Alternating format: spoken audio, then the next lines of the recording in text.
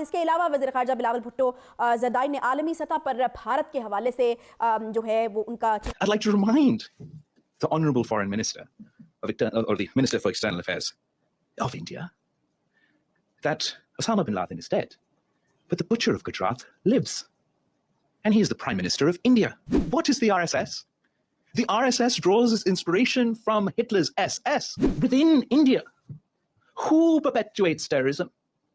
Is it Pakistan? Ask the people of Gujarat. They will say it's their Prime Minister. Personal जाना, देखिए अब उनके statement में और मसूद अजहर के स्टेटमेंट में कोई ज्यादा फर्क नहीं रह गया। तो फिर ये ऑक्सफोर्ड की पार्टी और ये खानदान और ये पॉलिटिकल क्लाउड, फिर फायदा क्या है? देखिए हमारे यहाँ कहते हैं कि आप एक अमीर खानदान में बात पैदा जरूर हो सकते हैं, आप सब कुछ हो सकते हैं, पर जब तक आप पे माँ सरस्वती की कृपा ना हो, आप में दिमाग नहीं आता। कहा है कि नाकाबिले तरदीद किस्म के सबूत जो हैं वो पास मौजूद हैं। एक बड़ी डेवलपमेंट है यूनाइटेड नेशन में जो बिलावल भुट्टो ने जो स्टेटमेंट्स पास की इंडिया के हवाले से, उनके फॉरेन मिनिस्टर एस जयशंकर से जो स्टेटमेंट के हवाले से बात की, मतलब लाइक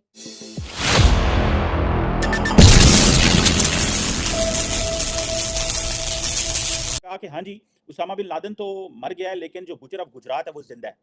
और जो डॉक्टर जयशंकर हैं वो आरएसएस के फॉरेन मिनिस्टर हैं और मोदी आरएसएस है और आरएसएस हिटलर है, ये वो इस तरह की उन्होंने बातें की। आप क्या, बिलावल ने ये कहा कि जो उसामा बिन लादेन के बारे में बात हुई तो दहशतगर्दी की बात हुई, जिसपे डॉक्टर जयशंकर ने कहा कि उसामा बिन लादेन पाकिस्तान से पकड़ा गया। तो बिलावल ने कहा कि हाँ जी, उसामा बिन लादेन तो मर गया है, लेकिन जो बुचर ऑफ गुजरात है वो जिंदा है। और जो डॉक्टर जयशंकर हैं वो आरएसएस के फॉरेन मिनिस्टर हैं और मोदी आरएसएस है और आरएसएस हिटलर है, ये वो इस तरह की उन्होंने बातें की। आप क्या समझते हैं, ये जो डिस्कोर्स, फॉरेन पॉलिसी का जो डिस्कोर्स है, ये जो चीज़ें यूनाइटेड नेशंस में आ गई हैं, इसको आप कैसे देखेंगे कि इंडिया कह रहा है कि जी बिलावल भुट्टो जरदारी ने पर्सनल अटैक किए हैं और उस पे मोदी साहब पे सुप्रीम कोर्ट ने उनको जो है वो क्लियर किया हुआ है। डॉक्टर जयशंकर बड़े पूरी ज़िंदगी जो है वो फॉरेन ऑफिस में रहे हैं, उनका आरएसएस से कोई ताल्लुक नहीं है।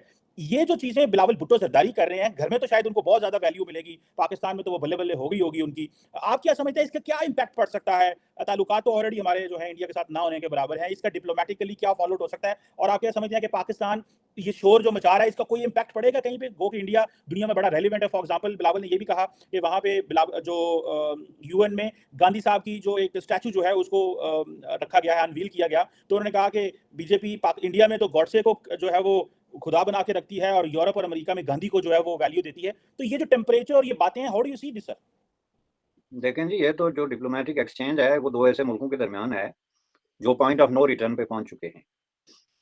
और पॉइंट ऑफ नो रिटर्न का मतलब ये है कि जिन मुल्कों के दरमियान कम से कम 70 साल पुरानी जो है वो बाकायदा जंगों और लातादाद प्रॉक्सीवाज की हिस्ट्री है, और उसमें एक बाकायदा एक आखिरी जो स्टेज है उस पर वो आ गए हैं ताल्लुकात में कशीदगी के हवाले से।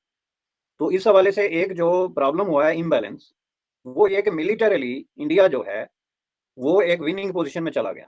और इसकी वाज़ेह मिसाल 2016 की जो वाक़यात आपने देखा हुए, जिसके नतीजे में इंडिया ने ये कहा कि हमारे कमांडोज बाकायदा पाकिस्तानी एडमिनिस्ट्रेटेड कश्मीर के अंदर दाखिल हुए और वहाँ पे उन्होंने 40 टेररिस्ट जो हैं including some of the regular military man, उनको जो है वो मारा और उसके बाद वापस आ गए। आल दो कि पाकिस्तान ने इसकी तरदीद की कि ऐसा नहीं हुआ, लेकिन आप ये देखें कि ये वाक़या तो हुआ और इस वाक़ये का पाकिस्तान ने आज तक कोई रिस्पॉन्स नहीं दिया। उसके बाद जो वाक़यात हुए पठानकोट के हवाले से या उससे आगे जो भी मिलिटरीली, उसका पाकिस्तान ने उस तरीके से कोई रिस्पॉन्स नहीं दिया, जिसके नतीजे में 5 अगस्त 2019 में इंडिया ने जो डिसीजन किया कश्मीर इशू पे, और ये कश्मीर के केस को ही लपेट के तो बिल्कुल एक नए तरीके से जो है वो अपने उसमें रख लिया, तो पाकिस्तान ने उस पर खामोशी इख्तियार की। तो जिसका मतलब ये है कि पाकिस्तान ने बाकायदा सरेंडर किया जो सिचुएशन जा रही थी किसी किस्म की रेजिस्टेंस के बगैर। और उसका सबूत मैं आपको देता हूँ, इमरान खान की तकरीर जो ऑन रिकॉर्ड है, जिसमें उसने अवाम को खामोशी इख्तियार करने पे कहा, आज़ाद कश्मीर के अवाम को कहा कि आप लोग कोई किसी किस्म का एहतजाज या किसी तरह की कोई हरकत नहीं करेंगे, और जुमे की नमाज के बाद 15 मिनट की खामोशी का किया, जो 1 हफ्ते 2 हफ्ते बाद मामला डिसअपीयर हो गया। अब आप जब इस तरीके से सरेंडर कर चुके हैं इतने बड़े बड़े वाकयात पे कि इंडिया आपकी धरती के अंदर आके तो आपके लोगों को मार के तो टहलता हुआ वापस चला जाए, और उसके बाद आपको क्लियरली कहे कि आइंदा कोई ऐसा वाकया हुआ तो हम इससे बड़ा भी जो है वो एक्शन लेंगे, तो आप अपने लोगों को कहेंगे आप चुप रहें।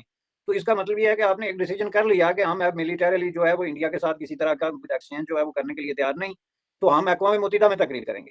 तो उसमें इमरान खान साहब ने एक तकरीर कर दी थी जिसका अब 3-4 साल से कोई नतीजा नहीं निकला।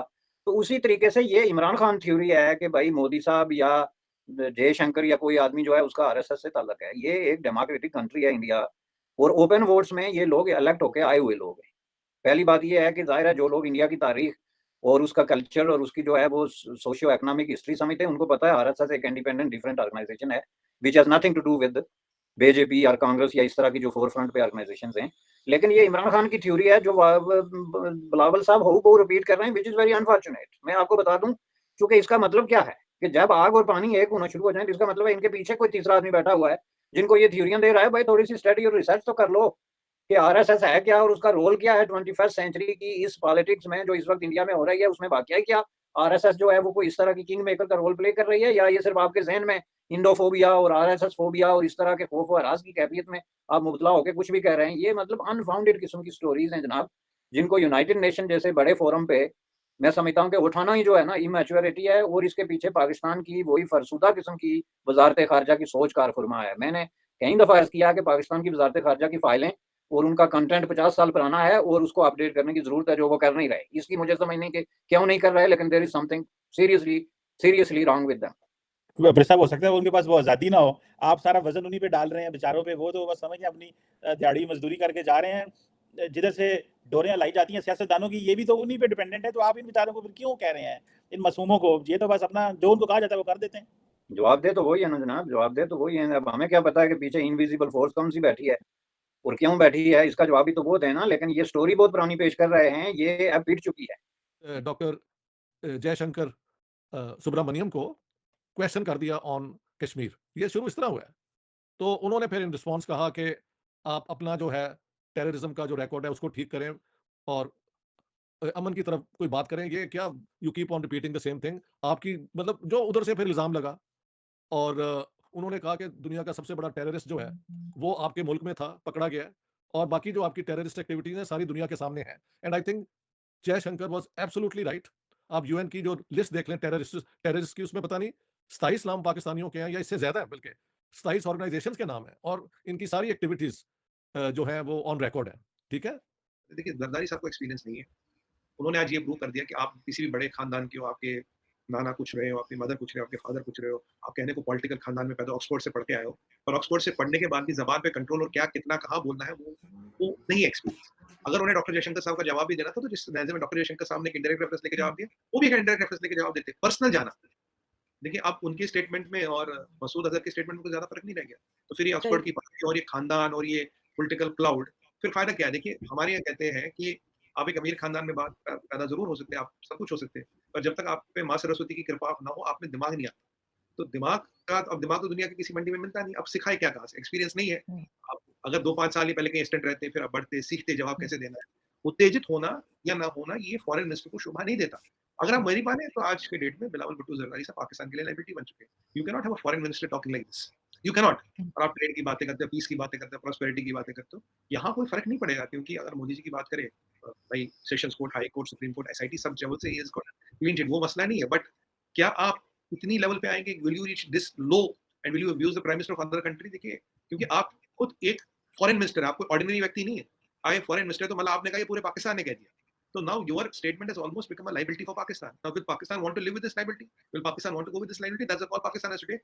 But आज ये एक और चीज सिद्ध हो गई आरजू जी, खानदान,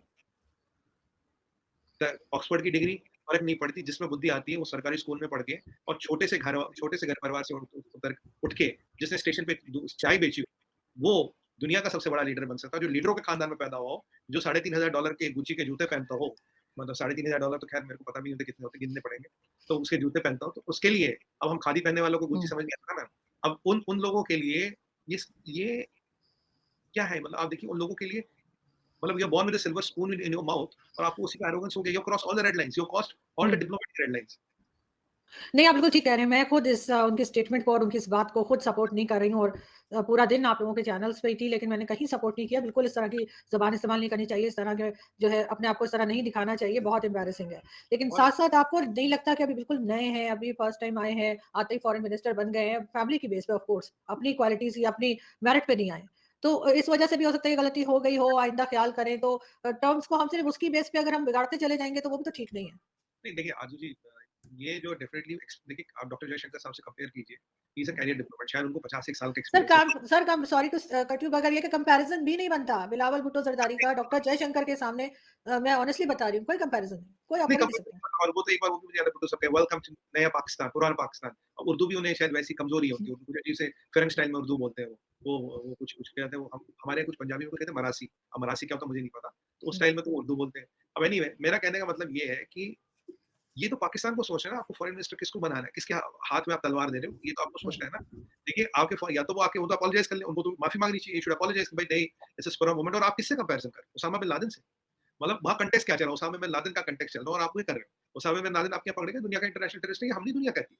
अब वोटा बाद में अमेरिका ने निकाला, ये हमने नहीं किया, दुनिया को पता है।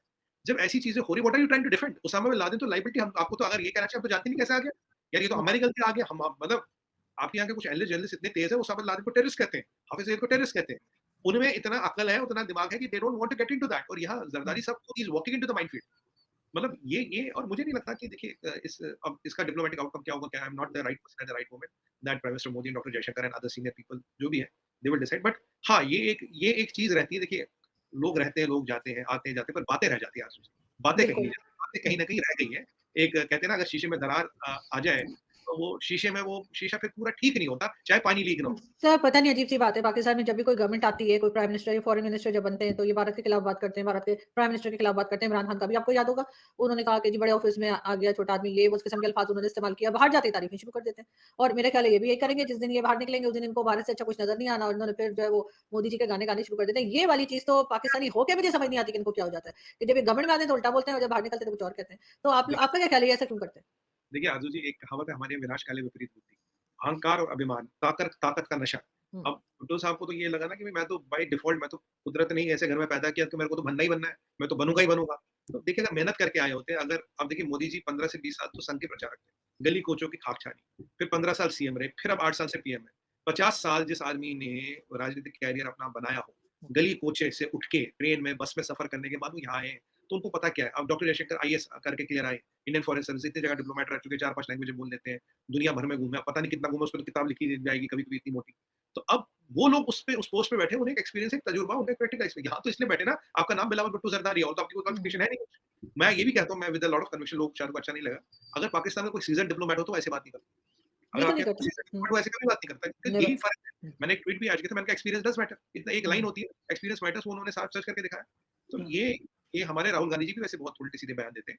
तो वो भी आज कहते हैं चाइना ने इतने किलोमीटर लिया, चाइना कुछ वॉर की तैयारी कर रहा, पता नहीं उन्हें कौन-कौन खबरें दे जाता, कहाँ खबरें दे, और उन्हें क्यों दे जाता और किसी को नहीं दे जाता। हाँ, बाकी भुट्टो साहब जब हटेंगे फॉरेन मिनिस्ट्री से तब ज़रूर ये बोलेंगे। और मैं तो ये कहता हूँ, he should issue N unconditional apology, the diplomatic disaster on behalf of Pakistan. हमारे यहाँ तो ये टॉलरेट नहीं होगा। आपके यहाँ क्या होगा, क्या नहीं होगा, अब भगवान जाने। No comments on that. अब देखते हैं यहाँ से क्या होता है, लेकिन वैसे ये है कि चाहे वो आपके प्राइम मिनिस्टर नरेंद्र मोदी जी हों, चाहे आपके फॉरेन मिनिस्टर डॉक्टर जयशंकर हो, दोनों सीनियर्स हैं, और मेरा ख्याल है बिलावल भुट्टो जरदारी को इस तरह की ज़बान इस्तेमाल नहीं करनी चाहिए थी, और डेफिनिटली उनको जो है वो माज़रत या उनको सॉरी बोलना चाहिए, उनको एक माफ़ी माँगनी चाहिए, क्योंकि वो जूनियर हैं और